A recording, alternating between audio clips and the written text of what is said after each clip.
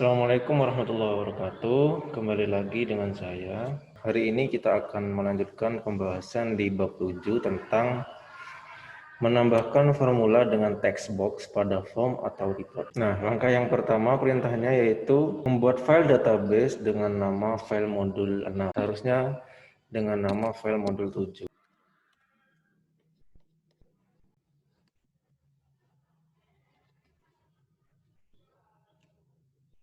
Buat file tabel dengan nama file data pelanggan di mana strukturnya adalah sebagai berikut.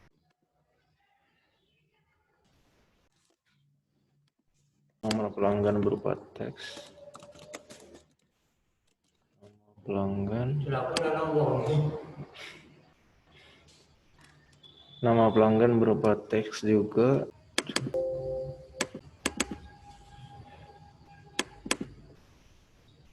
Kita isi datanya.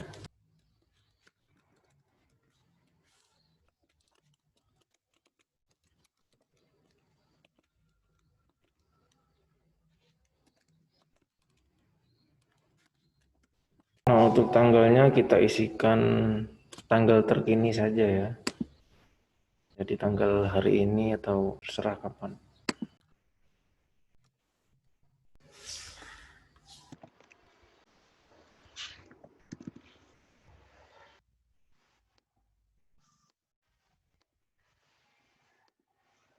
Datanya sudah diisikan, lalu berikutnya yang keempat buat file query dengan nama query pelanggan.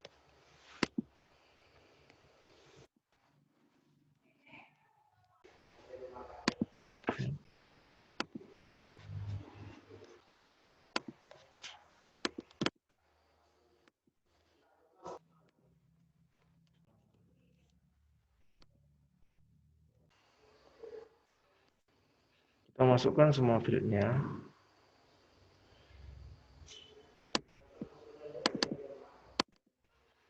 Ketika kita akses maka tabel data pelanggan dengan query pelanggan isinya sama.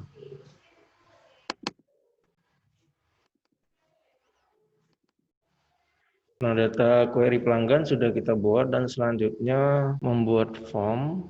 Buatlah file form bersumber dari query pelanggan dengan nama form pelanggan. Petunjuk create form design. Lalu kita aktifkan property sheet, ini property sheet. Aktifkan tab data atau all.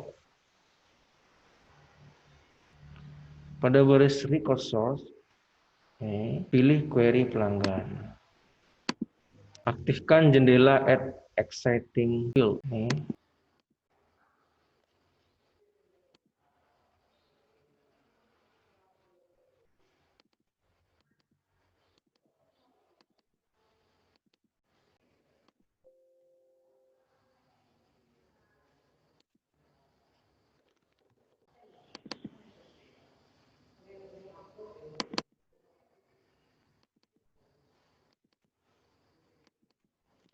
Setelah kita menempatkan semua field pada area detail dengan cara klik 2 kali field tersebut, maka atur lebarnya. Kita save formnya dengan nama data pelanggan PLN. Kita bisa menambahkan title form data pelanggan PLN. Setelah kita sudah tertata rapi, coba kita cek. Nah, seperti ini. Selanjutnya yaitu menambahkan formula atau rumus dengan text box pada form report. Kita tambahkan saja formnya seperti ini. Yaitu kita dengan memperhatikan poin ke-7 menambahkan text box jenis pelanggan. Di sini ada tool text box. Ini text box. Kita tambahkan ke sini.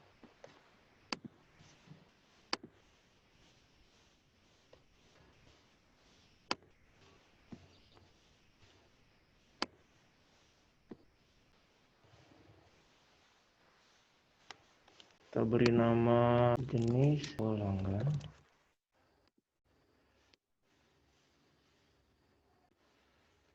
Kita akan memasukkan rumus ini di unbound ini. Jadi unbound ini kita besarkan dulu supaya kita bisa mengetikkan rumus dengan leluasa. Nah, rumusnya itu ada di poin ke-7D. Kita masukkan sama dengan I, buka kurung, kurung kotak golongan, sama dengan A, maka sosial. Yang kedua, jika golongan itu sama dengan B, maka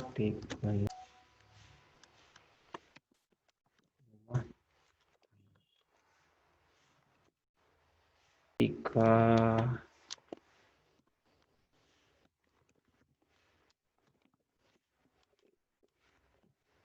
golongan sama dengan C, maka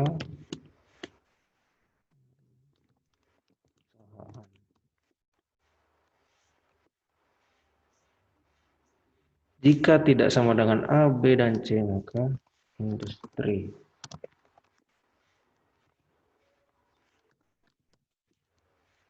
Rumusnya sudah kita buat. Nah, ternyata kalau di saya penggunaan komanya itu digantikan dengan titik koma. Ini tergantung dari komputer kalian ya. Karena ini rumusnya udah selesai, maka akan saya rapikan lagi bentuk dari inbound.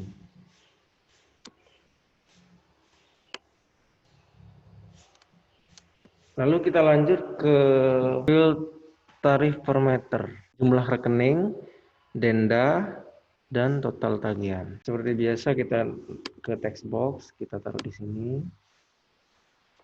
Kita atur sedemikian rupa supaya lebih rapi. Tampilkan property sheet. Lalu tab formatnya kita aktifkan. Pada baris format pilih currency, ini ya, pilih currency. Oke. Silakan diulangi langkah ini untuk memformat tampilan yang lain. Harusnya ini ditulis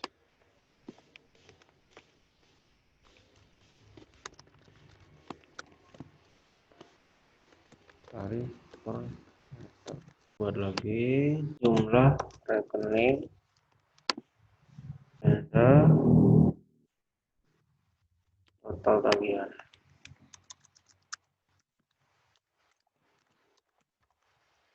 Tarif per meter formatnya currency, jumlah pemakaian formatnya angka biasa, jumlah pemakaian pakai general number aja, jumlah rekening itu memakai currency juga,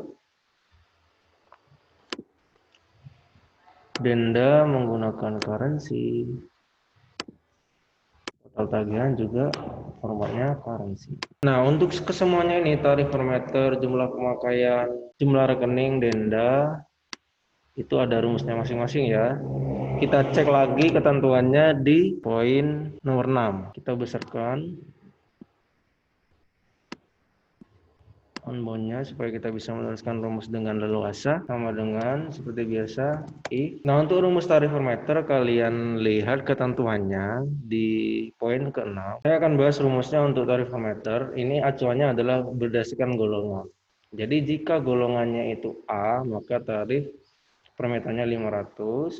Jika golongannya itu B, maka tarifnya 750. Jika golongannya itu C, maka tarifnya 1.500. Jika selain A, B, C, di sini yang dimaksud adalah D, maka tarifnya adalah 2.500 per meter. Rumus ini sudah selesai, maka saya akan rapikan kembali bentuk dari formnya. Kemudian untuk jumlah pemakaian ketentuannya adalah meteran kini dikurangi meteran lalu. Meteran kini dikurangi meteran lalu. Sudah, rumusnya sesimpel ini. Kita kecilkan kembali supaya rapi. Nah, untuk ketentuan jumlah rekening. Jumlah rekening ini rumusnya adalah sama dengan jumlah pemakaian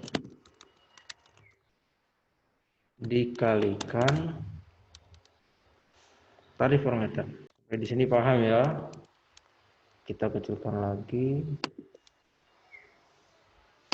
Nah, untuk dendanya, rumus dari denda sama dengan if field bayar itu di atas 20 hari, jadi lebih dari 20, dendanya 20% dikalikan jumlah rekening. Di 20% itu kan 20 per 100 dikali jumlah rekening.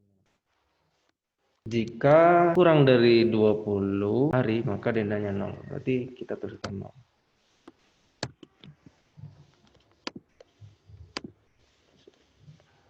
Selesai rumusnya. Lalu yang terakhir total tagihan. Total tagihan rumusnya sederhana, yaitu hanya sama dengan jumlah rekening ditambah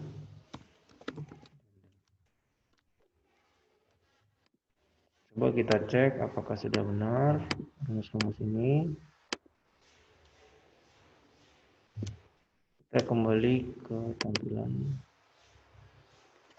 Ternyata masih ada yang salah. Nah, kita lanjutkan. Nah, ketika kita membuat field seperti ini, tarif per meter. Nah, ketika rumus ini sudah selesai, maka jangan lupa di sini di other ini jangan lupa kita menuliskan namanya, yaitu bahwa form ini bernama tarif per meter. Ini dinamakan tarif per meter karena di rumus jumlah rekening ini tarif per meter digunakan sebagai acuan rumus, maka harus ada nama di hasilnya. Jadi ini diberi nama tarif per meter, yang di sini diberi nama di other-nya itu jumlah pemakaian. Ini juga jumlah rekening, jangan lupa diberi nama name jumlah rekening. Juga denda, dikasih nama denda. Nah, untuk rumus denda ternyata ketika kita menggunakan rumus yang sebelumnya itu tidak bisa dijalankan karena yang sebenarnya kita hitung adalah selisih hari. Selisih hari dari misalnya kita bayar di PLN itu jatuh temponya itu tanggal 1, misalnya di sini jatuh temponya tanggal 1, kita bayar tanggal 20, berarti kita telat berapa hari? Telat 19 hari ya. Maka dari itu kita harus menambahkan yang namanya selisih hari. Nah, ini rumusnya adalah jika selisih hari lebih dari 20, maka dendanya adalah 20% dari jumlah rekening. Sedangkan jika kurang dari 20 hari, maka dendanya 0. Maka saya akan tambahkan menghitung selisih hari. Nah, saya tambahkan di sini text box bernama selisih hari dengan rumus. Saya beri nama di sini juga other selisih hari dan juga datanya, control source-nya kita klik yang titik 3 ini. Nah, kita beri rumus, ini namanya rumus selisih hari, yaitu menggunakan sama dengan deaddiff. Jadi kamu samakan dengan ini penulisannya. Nah, ketika kita menuliskan rumus deaddiff, maka perintahnya adalah yang bernama interval. Interval ini kita menggunakan variabel acak ya, terserah. Misalnya saya memberikan variabel d. Lalu kita menambahkan tanggal pertama. Tanggal pertama misalnya jatuh temponya membayar listrik adalah tanggal 1 September 2020. Nah, dan kita bandingkan dengan kapan orang itu membayar, maka kita akan panggil field bayar. Nah, sudah rumusnya seperti ini yang ada di control source. Kita oke. Jika semua rumusnya sudah seperti ini, semuanya sudah benar, maka ketika kita cek, maka hasilnya seperti ini. Untuk data yang pertama, pelanggan Andi, golongan B, dia seperti ini datanya, meteran lalu, meteran kininya seperti ini. Dia membayar pada tanggal 22 September, maka selisih harinya 21 hari. Maka dia dikenakan denda 37.500 dengan total tagihan sekian. Kalau kita ingin mengubah ke data yang kedua, kita tinggal klik next record yang ada di bawah ini. Nah, sedangkan PT utama dia membayar tanggal 14, berarti kurang dari 20 hari, maka dendanya 0. Nah, kita bisa cek semuanya. Nah, kalau sudah demikian maka datanya sudah benar. Terakhir saya akan tampilkan rumus-rumusnya.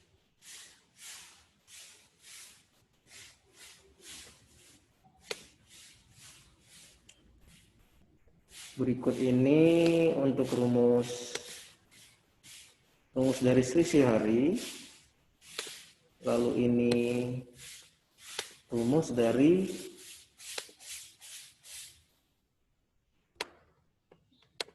jenis pelanggan. Coba kalian perhatikan.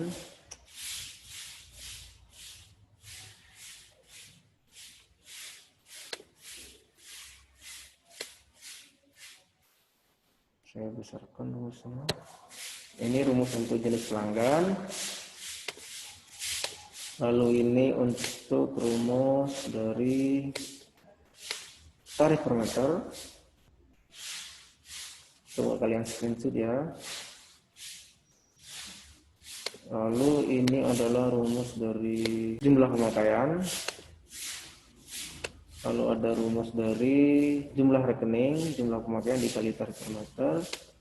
Lalu yang berikutnya rumus denda. Dan terakhir rumus dari jumlah rekening. Kalian bisa lihat di video ini. Jika ada kesulitan silakan ditanyakan. Selamat mengerjakan. Terima kasih. Wassalamualaikum warahmatullahi wabarakatuh.